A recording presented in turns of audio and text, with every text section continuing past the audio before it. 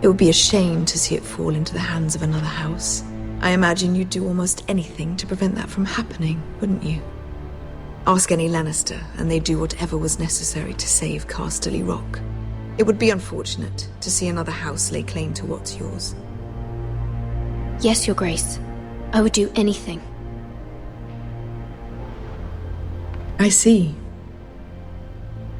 What would you have the girl do, Cersei? It's not as if she fought beside the Starks, wielding a battle axe for the Northern Army. It raises an interesting question, I suppose.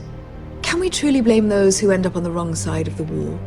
Our dear Marjorie here was betrothed to Renly Baratheon on the false assumption that he would one day rule the Seven Kingdoms.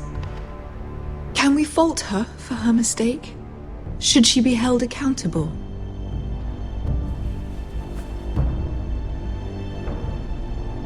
She was just following her heart, Your Grace. And the very same heart so quickly led her to my son. If there's a point to this, I hope you find it quickly. Loyalty can be such a hard thing to define. This city alone is filled with all sorts of ambitious opportunists looking to reinvent themselves, pretending to be something they're not. Who knows what lurks within their hearts? You are a girl from the north, here in service to Lady Marjorie. One can only assume her interests are yours. Yet loyalty to a king, that must be absolute, beyond question. And if your loyalties were to become conflicted between your king and the very person whom you serve, what would you do then? I'm sure she would... Let the girl answer the question. Go on. I would be true to the king, Your Grace. Well said. I was beginning to worry you didn't have your priorities straight. She is a threat to the crown, isn't she? The most dangerous handmaiden in all of King's Landing. My sense is this girl will say almost anything to get what she wants. Which is not very encouraging. I'd like a word with you, if I may. Of course, Your Grace.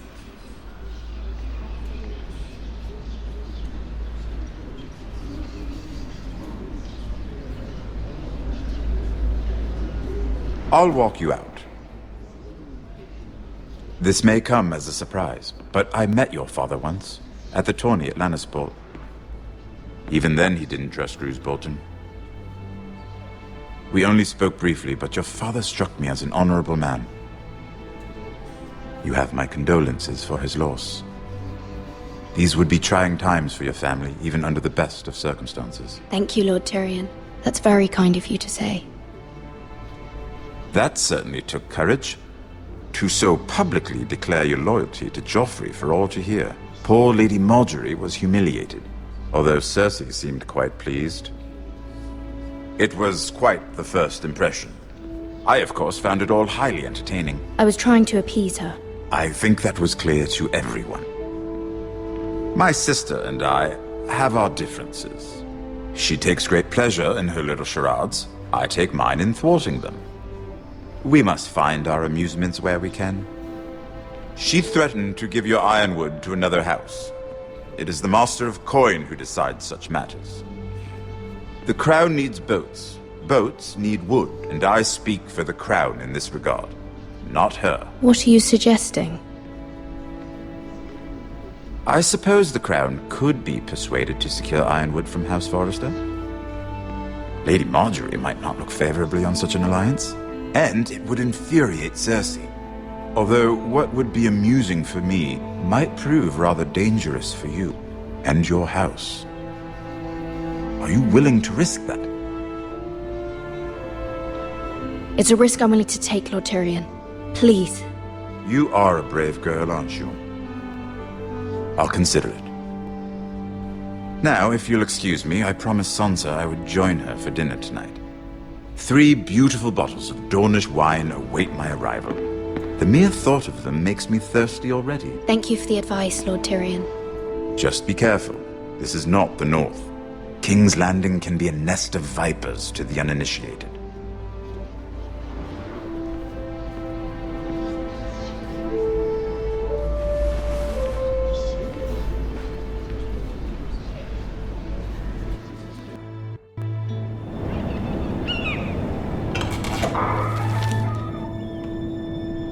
Mira, I was worried.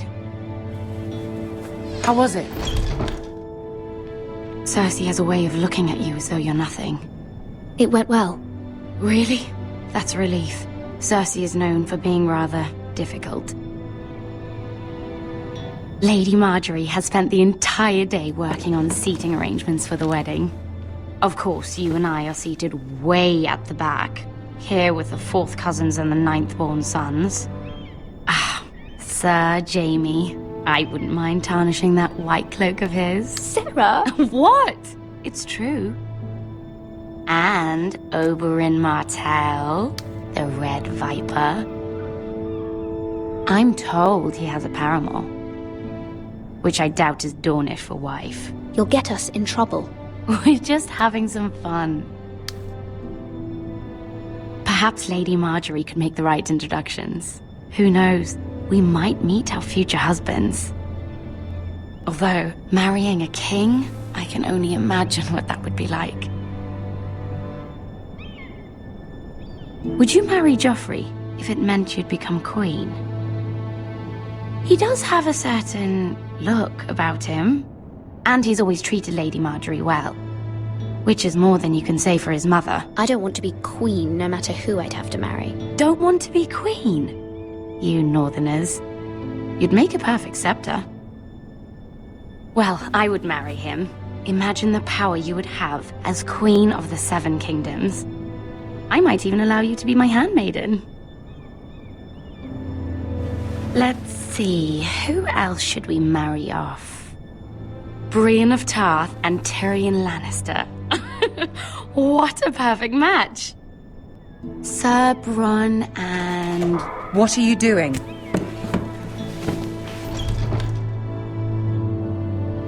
Well? Sarah? I'm sorry, my lady. As am I. We shouldn't have been messing about. This is not a game. It's a battle plan. Allies and enemies can be made with every move. Yet they say it is men who are powerful. The Queen was pleased by your display, Mira. I'm just glad it's over. King's Landing can be exhausting sometimes. There's always someone to please or some perceived slight to smooth over. I fear it will only get worse when I am queen. Once they know your true heart, the lords and ladies will have no choice but to love you. Do you agree?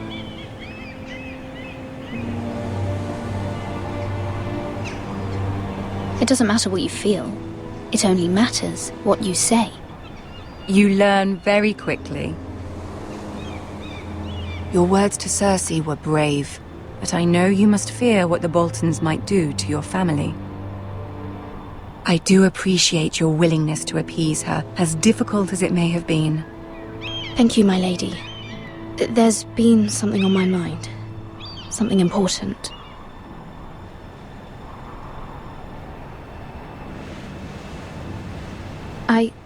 I did have a favor to ask of you in return. Whatever you wish to say, you can say it in front of Sarah. There are no secrets between us. It's about my family. I trust her.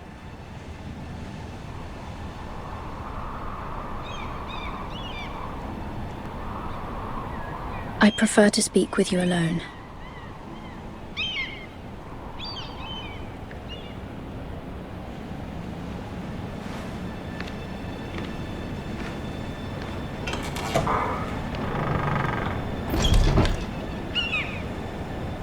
Go on. Ask. Forgive me, my lady. I wouldn't otherwise ask this of you, but my mother insisted. It's about my family. Ramsay Snow.